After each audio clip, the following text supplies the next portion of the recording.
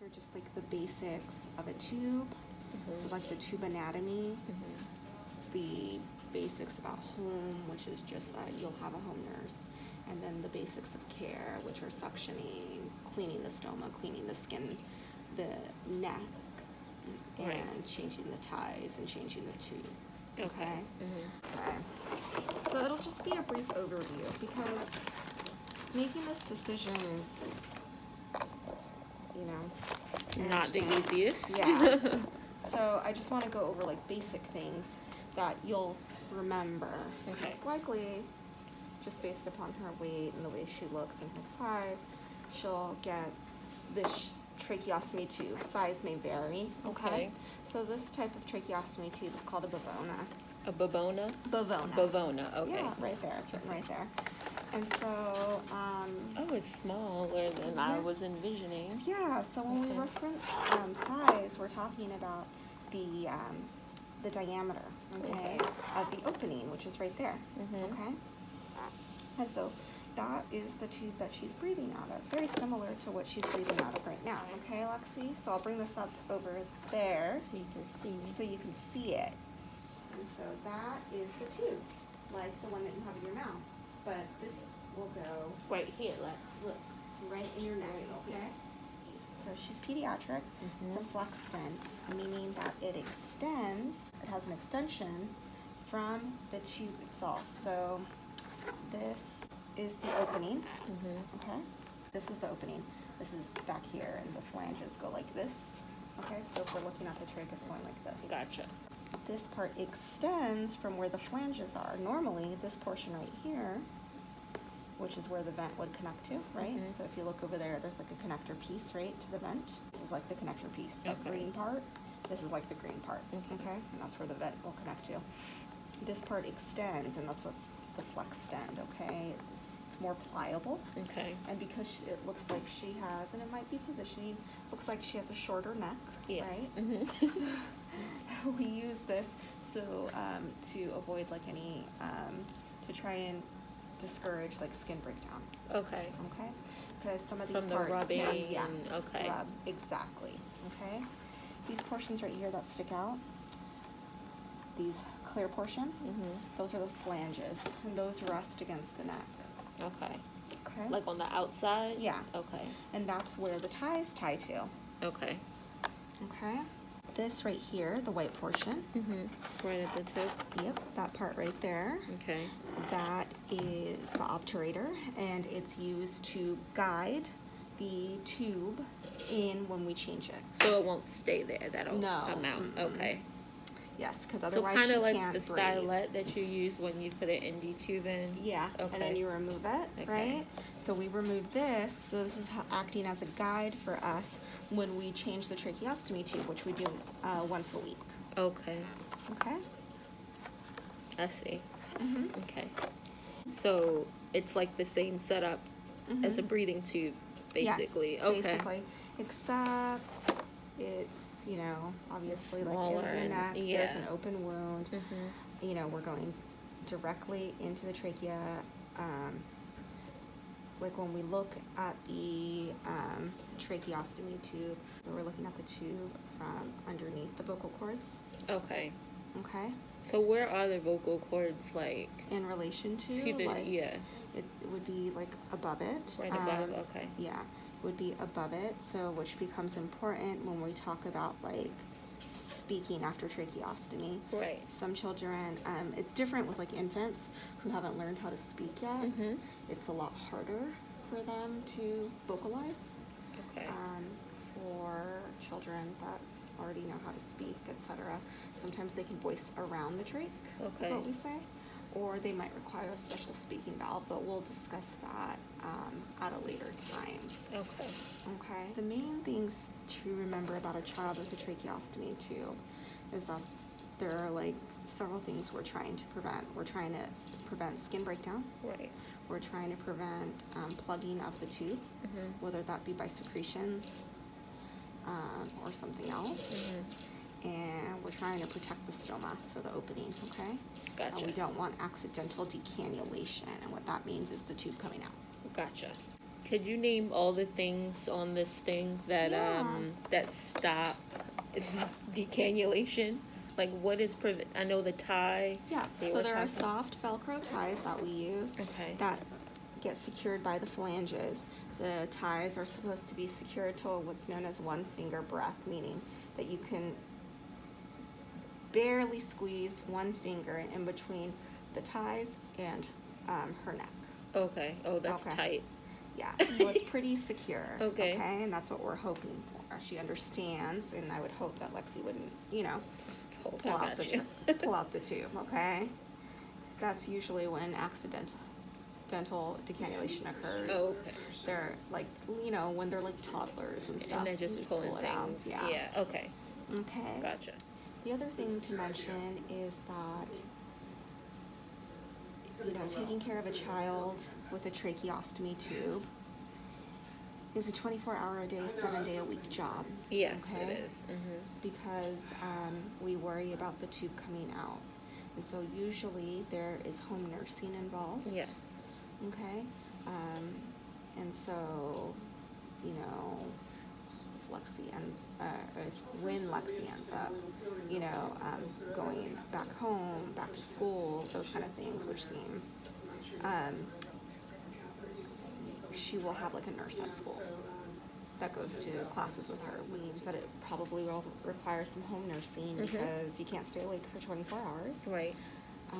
And so when she's at school, she'll have a nurse, okay? And then obviously at home, and all of this is dependent upon your insurance. Right. That's kind of, I have no knowledge as to like what it's going to be like after. So the first thing is we have to work on getting her to a point where she's stable to go home.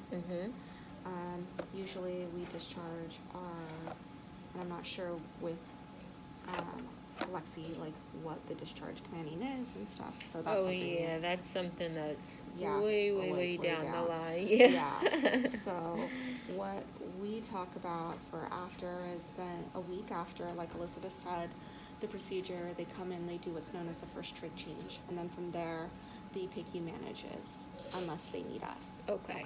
Gotcha. So the PICU will manage the tracheostomy tube. The RTs will manage care of the tube and the stoma. Yes. And so the stoma, which is the opening, gets cleaned twice a day. And the ties get changed twice a day. Okay. And the trach gets changed weekly. Okay. It'll be suctioning as needed. There may be Methalex just to protect the skin. Okay, and then everything is always as needed too. So like even though we're doing it twice a day, if she needs more, she needs her Methalex changed more often because she has a lot more secretions. If she, is really sweaty or something like that, and those ties are saturated, we can change them more often. Okay. The RTs can help you do the cleaning. Okay. And teach you how to take care of the trach. Okay. So cleaning the stoma, cleaning underneath the neck, which you would do just like you normally bathe her. Gotcha. Changing the ties. Okay. So discharge is very far away, right? So normally I like to teach you the emergency stuff and things like that closer to discharge, depending upon what your discharge plan is. Right. Okay. We have no idea what that looks like. Yeah. And so we'll approach that when that time comes. But for the first week, we don't do any teaching or do any of that stuff while it heals. Gotcha. So healing is the goal the first week. Yeah. Healing is the goal. The stoma being like well healed. How big is the hole gonna be? As small as they possibly can make it. Okay. So it's really at least the size of the tube. The tube, not the big portion. Right. That's what because these little flaps are pretty much where it stops. Yeah. Okay. So the hole isn't gonna be huge. It shouldn't be, but Shouldn't there might be. be. But the goal is to make it as small as we can. Okay. Gotcha. Okay. All right. Well, again, this is what it looks like, people. Because I know they're just going to have a million questions. So that's why I'm just trying to Yeah. get everything. Is there... And if you guys have any like questions or whatever,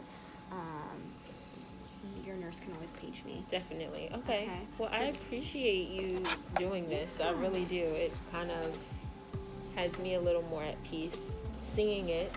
And If you have any questions, just let me know.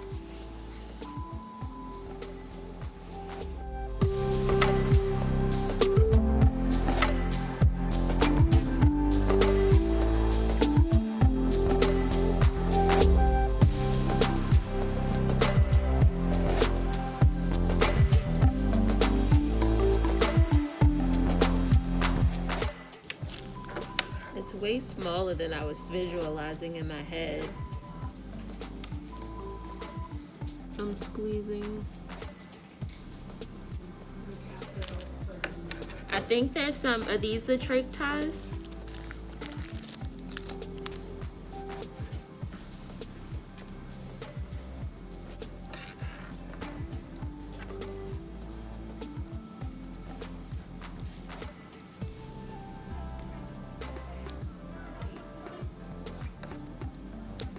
So this piece is in here to guide it. It's not flexible because this is in here. But once this is placed inside the incision, nothing will go past here. So this will be on the inside of her, if I'm not mistaken. And this will be coming out. And once it's inside, this comes out. And now it's nice and bendy. Very similar to a stylet. Basically, the stylet is this wire with very little flexibility that's inside her breathing tube. And once it's inside her ND tube that goes in her nose, my bad. And once they put it in her nose, down her throat, then they pull the stylet out of the tube so it's more flexible. So it's the same concept of a tube with something that helps it be guided down without it folding or bending, and once it's in place, then it comes out. This is me just guessing based off of other things that Lexi has had, but I feel like I have a pretty good idea. And this is just fun to do. So it's gonna be in like that, and then this is gonna be out, and this will be tied around her neck like that. All right, we're learning. Nice. Yeah, it's no phone. These are long, but we'll have to cut them down for cotton candy. So what do you do? So this, guys, goes in here, and we just hold it like that, and we're just gonna fit it to cotton candy. Yeah, we're gonna fit it to cotton candy. Oh, these are way too big. Now, let me see, that protects her neck. And that's what it's gonna look like. And just Like pretend that this is inside of cotton candy. This is in the inside. Yeah. So it's gonna look like this. It's got a nice soft squishy cushion around her neck. Right. We learned how long the trach is. Because here's what you wouldn't want to do with cotton candy. If you look, you wouldn't want it to go too far below that Right. trach, because otherwise you'd be banging on any tissue that's below That's the trach. past the trach, yeah. So ideally, you would learn just like a little bit past the trach. So you might always suction to 11. 11. You know, you'd have an understanding. And when the child is better and knows how to cooperate, they can cough the secretions up. And sometimes you can just go really short. Going a little. And You say cough, and then you catch them in the tube. Gotcha. And some of them get so bad they can shoot the secretions across the room. Ah! You know what I'm saying? Oh my gosh, right Sounds gross. through. But it's true, right? I believe Makes it. sense, right? Because it's like a straw. Exactly. And they go, Oh my gosh. kind of weird. I don't know how I would handle like seeing that in real life. I would probably be just stunned. Just sit there just like, what just happened? So suction in here, And you see how it's coming through? We don't want it to go too far past this point, because this area, just pretend this is Lexi, would be her tissue. So if we just went in there and started suctioning, we'd be banging up against, tissue, irritating things, causing bleeding and other issues. So it's important to gauge how long the trach is and use the numbers. We can already see. Okay, you see how it's coming out? And I'm at number 11. That's an 11. You see the numbers? So this will help me get a good idea of how deep to go down. But there you have it, folks. The trach on cotton candy.